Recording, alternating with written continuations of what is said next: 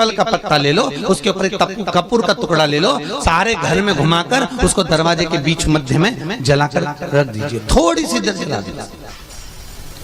20 से 25 मिनट के अंदर स्वयं गुरु बाबा कहते हैं, राम सुनो, यदि कोई आरती में पूजन में घर में एक कपूर का टुकड़ा आरती के बाद में जब समर्पित करेगा तो उसको अश्वमेध यज्ञ का पुण्य प्राप्त हो जाएगा। अश्वमेध यज्ञ के पुण्य को पाने के लिए कपूर का टुकड़ा आज भी आरती में जलाया जाएगा,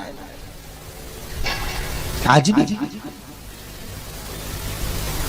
एक कपूर का टुकड़ा सुखा का, इसीलिए हमारे यहाँ शास्त्र कहता है महाराज, जब आपको घर में अगर ऐसा लगने लगे कि 15 दिन से बहुत बेचैनी है, बहुत दुख तकलीफ लग रही है, कोई ना कोई बीमार पड़ रहा है, कुछ ना कुछ तकलीफें लग रही है, तो एक पीपल का पत्ता ले लो, उसके ऊपर एक कपूर का टुकड़ा ले लो, सारे घर में घुमाकर उसको दरवाजे के बीच मध्य में जलाकर रख दीजिए, थोड़ी सी देर जला दीजिए।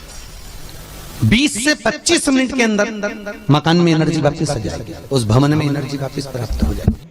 अमावस्या के दिन आपको लगता है कि हमारे पूर्वजों का उद्धार नहीं हुआ, हमारे पूर्वजों का कल्याण नहीं हुआ, कहीं अधोगति में कोई चला गया है, उसका बस एक बार, रोज नहीं जरूरत है, प्रतिदिन जरूरत ही नहीं, महीने में एक बार अगर अमावस्या के दिन भी आपने चंदन के थोड़ा सा चंदन अगर मेरे देव अधिदेव महादेव को 7 स्थान पर समर्पित किया है। अशोक यहाँ पर वर्णन कर रही है, मैना धन्य और कला की कथा कर रही है। तीनों ने सनकादि ऋषियों से मांगा।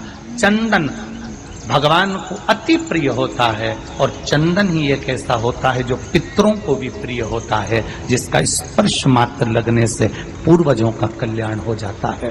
वो चंदन का 7 स्थान शिवलिंग के बताए हैं, जहां पर भूल से भी अगर कोई चंदन की उंगलियां लगा देता है, 7 स्थान ऐसे हैं जहां चंदन की मात्र उंगलियां लगा देने से ही शिव पितृलोक के पितरों को मुक्ति प्रदान करके वैकुंठ लोक का निवास दे देते हैं।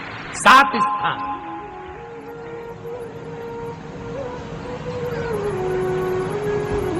और वो 7 स्थान जो चंदन के बताए गए हैं, पहला भगवान देवाधिदेव महादेव के शिवलिंग पर चंदन का लेपन, समझ लेना जरा बहुत अच्छे से। आपको लगता है स्वप्न में कोई मुर्दे दिख रहे हैं, या कोई जल रहा है, या कोई मर रहा है, या कोई चला गया है, ऐसा भय लगता है। बच्चों को मानी भेजूंगी ऐसा हो जाएगा, पति को मानी भेजूंगी ऐसा हो जाएगा, कोई हमारे कोई गलत तो नहीं कर रहा है, आपको लगता है। 7 स्थान चंदन के बताएं महाराज। पहला शिवलिंग, दूसरा जहां गणेश जी का स्थान है, मालूम है ना सबको, जम के बोलो जरा, मालूम है ना सबको, जहां गणेश जी का स्थान है वहां अलग से गणेश जी बैठे, वहां नहीं, शिवलिंग में जलाधारी के ठीक सामने राइट में गणेश, लेफ्ट में कार्तिकेय, बीच में अशोक सुंदरी।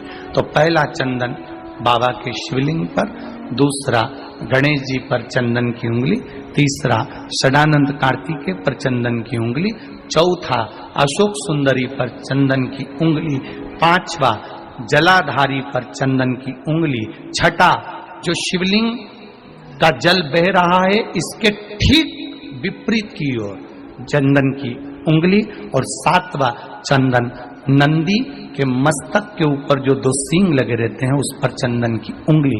ये कब लगाई जाती है? या तो अमावस्या के दिन आपको लगता है कि हमारे पूर्वजों का उद्धार नहीं हुआ, हमारे पूर्वजों का कल्याण नहीं हुआ, कहीं अधोगति में कोई चला गया है, उसका बस एक बार, रोज नहीं जरूरत है, प्रतिदिन जरूरत ही नहीं, महीने में एक बार अगर अमावस्या के दिन भी आपने चंदन के थोड़ा सा चंदन अगर मेरे देव अधिदेव महादेव को 7 स्थान पर समर्पित किया है।